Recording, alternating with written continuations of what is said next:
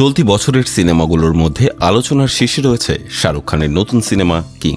মুক্তির আগেই সিনেমাটি ভেঙেছে রেকর্ড। প্রায় ৩ বছর পর বড় পর্দায় ফিরছেন বলিউড বাদশা শাহরুখ খান। তাই সিনেমাটি শুধু বিনোদন নয়, দর্শকদের জন্য এক প্রত্যাশার প্রতীক হয়ে উঠেছে।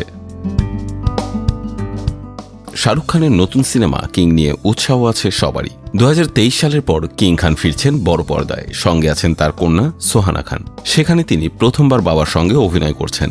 সিদ্ধার্থ আনন্দের পরিচালনায় এই থ্রিলার অ্যাকশন সিনেমায় আছেন দীপিকা পাডুকোন, রানী মুখার্জি, অভিষেক বচ্চন, অনিল কাপুর, জয়দীপ আহলাওয়াত, আরশাদ ওয়ারসি, জ্যাকি শ্রফ সহ আরও অনেকে।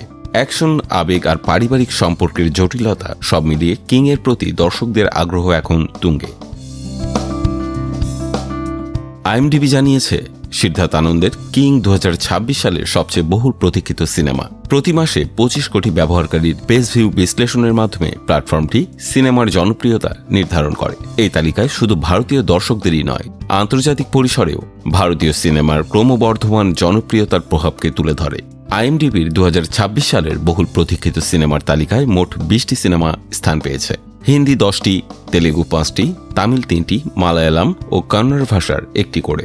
কিং এর পর দ্বিতীয় স্থানে রয়েছে রণবীর কাপুর অভিনীত নীতিশ তিওয়ারি পরিচালিত রামায়ণ পার্ট 1। তৃতীয় স্থানে আছে এইচ বিনোদের জননায়গান। চতুর্থ স্থানে রয়েছে প্রভাসের স্পিরিট এবং পঞ্চম স্থানে রয়েছে গীতু মোহনদাস পরিচালিত টক্সিক, যেখানে প্রধান চরিত্রে রয়েছেন যশ।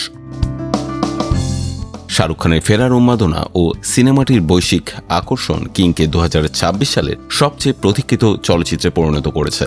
দর্শকরা এখন গল্পের সঙ্গে সঙ্গে প্রতিটি দৃশ্য উপভোগের জন্য অধীর আগ্রহে অপেক্ষা করছেন।